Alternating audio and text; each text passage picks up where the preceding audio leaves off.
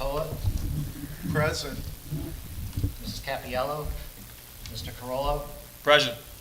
Mrs. Fankhauser, Mrs. Lavin, Yes, here. Mr. Moses, Here. Mrs. Sotera, Yes. Mr. Bruno, Yes. Mr. Messinger. Here. Pursuant to the Open Public Meetings Act, Chapter 231, Public Laws in 1975, this meeting notice was sent to the Asbury Park Press on September 7, 2018, and has been duly advertised in the Asbury Park Press issue of September 10, 2018. All municipal clerks of the townships and boroughs within the Regional High School District have been duly notified, and the requirements of posting of notices have been met on September 7, 2018. Let's all please stand for the Pledge of Allegiance. I pledge allegiance to the flag of the United States of America and to the republic for which it stands, one nation, under God, indivisible, with liberty and justice for all. All right, there is no one signed up for public participation, so we'll move on to the superintendent's report. All right, so just, obviously this is a special board meeting, but I want to give an overview to the board because I know that many of you have been in communication with me about the implementation of the block schedule and how that has gone. So we opened up last week and the weather did us no favors with opening with a 100-degree day. However, as we went through day one, in 4 of the 6 high schools, it was relatively smooth in terms of the traffic flow, the line organization, and what that looked like overall. Certainly, some tweaks that needed to be made, which I'll speak to momentarily.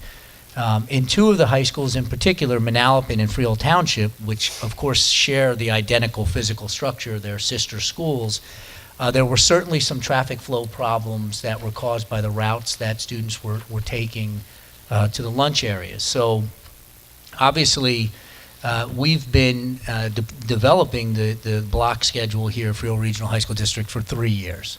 So this has been 3 years of site visits to multiple districts of comparable size who have employed very similar schedules to talk to them about what went right, what went wrong, what we can learn from their experiences, and what we can expect when we implement it on day one in Freehold Regional. Each of those places that we visited was clear, and we've said it here publicly for 3 years now, that the first couple of weeks of school would be very, very difficult, that you would have to watch the traffic flow first and foremost. You would have to take a look at where your food stations are deployed and what those lines look like. You would have to look at how you were dismissing students from different areas of the building and what that might end up looking like. And then you'd have to look at what your room availability is and what adjustments you might need to make. Coincidentally, as a high school principal at Cedar Grove High School and as a superintendent in Verona Public Schools before my time here at Freehold Regional, I oversaw a transition to a block schedule twice. And in both cases, we ultimately adjusted periods of the lunch in order to make sense of what we saw from day one. So when we came to day one, we realized that we needed to improve the traffic flow, improve the service and efficiency from the food service provider, and make sure that we had plenty of space for students to eat. So what's happened over the past couple of days? Well, a few things. One, we staggered our releases of certain classes and cut off access to certain hallways. We redirected students to take different routes to places, which cleared up an awful lot of the traffic. We opened up areas where students could sit to provide more seating where necessary. Some of those were auditorium areas, some of those were large group instruction areas that house 45 to 50 students, and also additional classrooms where students could sit. We redeployed the way the lines were set up with the portable stations that the food service providers had. So we looked at day one and saw that the way the lines were forming were not quite as efficient as we would like. So we moved, in some cases, back against the wall, particularly in Manalapan and Freehold Township, to open up that line so students could come and go a little bit more quickly. That had tremendous success. What we were also dealing with on day one, which I was disappointed to find out, is that the food service provider had transitioned to a new interface on their computer, and not all the cashiers had been trained on that. And so they were struggling with that while the lines built up rapidly. What we were also dealing with was day one of high school lunch for students. And so, especially the ninth graders and students come down during a lunch period, and everybody wants to stake their claim to where they're going to sit and what that's going to look like. And in this case, this is the first time where we haven't had 4 separate lunches, so that was all happening simultaneously. So, we worked through that to make sure that students were comfortable, found spaces. So at the end of day one, there was a lot of noise on social media, which candidly was incredibly disappointing to me, because the lessons were, we had folks posting things on social media without speaking to us, without talking to anyone in the school. And in some instances, we had folks who we repeatedly called and called again who continued to post that nobody was returning their call. In some cases, we called spouses at work and said, your spouse is posting. We've called your spouse 5 times. We would appreciate it if we could have a face-to-face dialogue about this. We had parents who made claims that students didn't eat. We called those students down and they said, no, I ate, I had my lunch here, or I sat there. It was an awful lot of misinformation, unfortunately spread like a virus through social media. So to get out in front of that is difficult to do. What we said was, we put a simple statement out to the parents in the community that we're going to continue to make adjustments to make the lunch efficient, and that over time we're confident that this will work very well. Day 2 got much better. Today was day 3.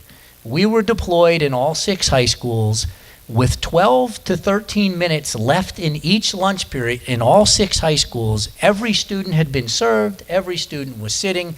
We actually walked around to any students that were sitting on the ground and reminded them that you don't have to sit, don't sit on the ground.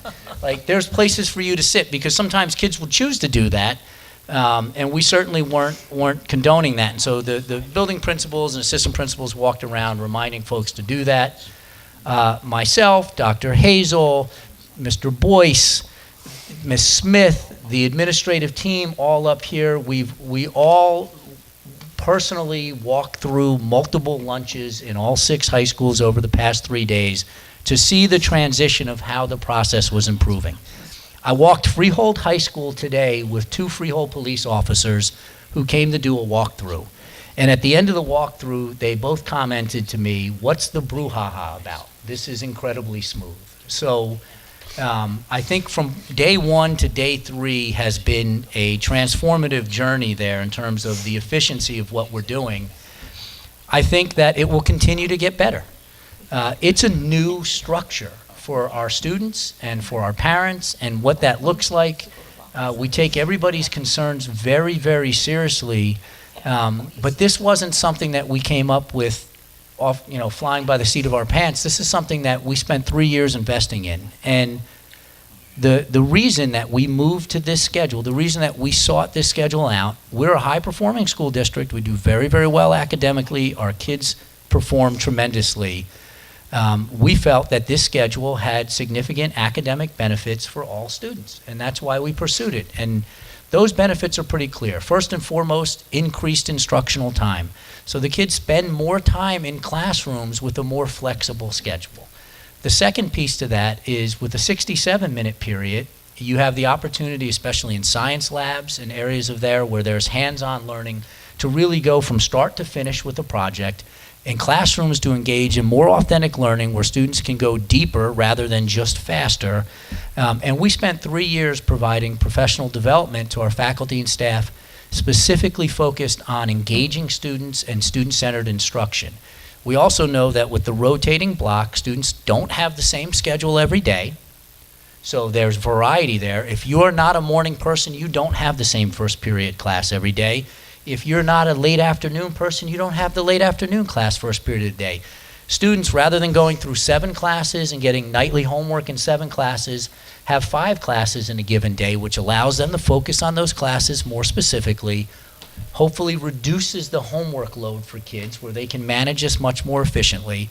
And also at the end of the day, when students in our late schools, Freehold Township, Marlboro, and Colts Neck, in their 11th period classes, they were repeatedly taken out of class for athletics and other events. That is now rotated, so they are not missing that last class on a regular basis. The number one complaint that we received every year in the past, and I am talking to the tune of hundreds of phone calls across the district, is about lunch. My child is isolated. My child is in period 6 lunch, and his best friends are in period 8 lunch. I don't want, can we move his lunch? Can we move it? Everybody has somebody with the unit lunch, and we haven't even begun to tap the advantages of that.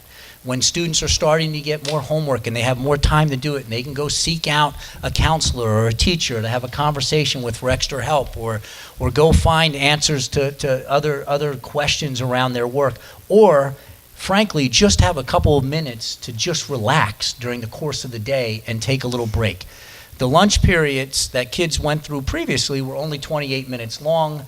This period, while it's 35 minutes, we've embedded more passing time before and after, so it's really a 46-minute block that students have from bell to bell to get their food, relax, and take a seat. So for all of those reasons, and after interviewing a number of folks that have gone through this process, we felt that this was a potentially powerful move for our student body, and that's why we engaged in it for the start of the 2018-19 year. But I want to be clear, the planning was laid for this years ago.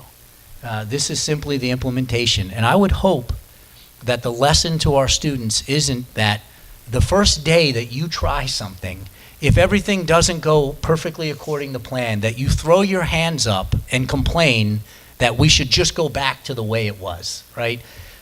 That if that's going to be your attitude that we're going to impart to our students in this district, that's going to be a difficult task in the real workforce. When we all know when you iterate through a project, there's fits and starts, and you have to implement, and you have to be willing to figure out and problem solve your way to making that more efficient. So in the grand scheme of things, we opened up lunch for 11,000 students simultaneously, and within 3 days, we have absolutely streamlined our processes to get everything smooth. Our buildings are 50 and 60 years old. There's, in some buildings, 21, 22, 2,300 students. Passing in the hallways is crowded, period. It is always crowded. After school has always looked like this, right? So we're managing that, and we're making sure that we are on top of the traffic flow as much as possible, that students that don't want to be in the bleachers in the gym, which was a complaint of a number of parents, that they have other places to go, and making sure that there's a seat for every child, and that these periods run as smoothly as possible. And I think from day 1 to day 3 today, it has been absolutely staggering growth. So, I expect it to get better tomorrow and to be even better on Friday until we reach an equilibrium where it's just the way that the day unfolds. Any questions? For the folks that I spoke to today, they said it was so much better than Friday. It was amazing transmissions between Friday and today, so that was good to hear. And I'm sure a lot of building principals were in school the last 2 days trying to make this perfect today. And the bottlenecks, we have the bottlenecks because the schools are big. But, and some of the kids, my neighbors, they was telling me today that they never had to wait online. It really wasn't about, it was just like finding a space for them to go, and today they had no problem at all, so. Took a couple days. Yes. Mr. Bruno, thank you for that statement, and I think that Mr. Sampson said the same thing earlier on, that the first day is going to be hard to work through, so he warned everybody about it. I was somewhat directly or indirectly responsible for that happening, because of the block scheduling that took place, especially due to IB program, and it is going to be all worked out. This isn't nuclear physics. By the third day, it's worked out already, so, you know, well said, It's not. Mr. Sampson, right? Or it's not medical school, as No. I'd like to say. Anybody else have any comments? All right, then, we're going to move on to D, which is a resolution providing for a special school district election to be held on October 2nd, 2018, for consideration of a bond proposal by the legally qualified voters of the school district. Does anybody want to put forth a motion to adopt this resolution? Motion. Second. All right, anybody have any questions or comments before we have the vote? I have a comment. I have a very important comment. I just want to compliment, and Chuck can tell you that I'm not a guy who comes out and doesn't complain about everything. I made a career out of going after, and I don't care about anything because I don't work anymore, and I don't work for anybody in the district, and I don't have anybody working in the district, and that's the way it is, that are relatives of mine. Sean and Chuck went crazy getting this thing done, and it is so incredibly important to get this resolution passed. So I just want to especially, and Chuck always yells at me for thanking too many people, but I especially want to thank you for all of the work that you've done. There was a lot of delays by the state, and you guys overcame that, and we're at this point right now, so it's going to get done. So I strongly recommend approval of this. Yeah. Just one note for the board, and, Mr. Boyce sent this to me earlier today. So the initial estimate was done conservatively, where we thought that somewhere around 19%, would be picked up by the state, but that number is now 29%. So that's $11,500,000 of this $39 million, $0.8 million project that will be picked up by the state. It was a long road. Sean went to a meeting in Trenton directly with these folks.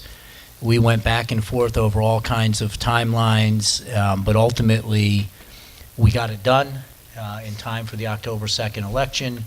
The project is years in the making, and I think even more appropriate and needed given the other financial outlook across the state. And we're really proud to be able to bring this referendum forth and before our voters on October 2nd. All right, anything else?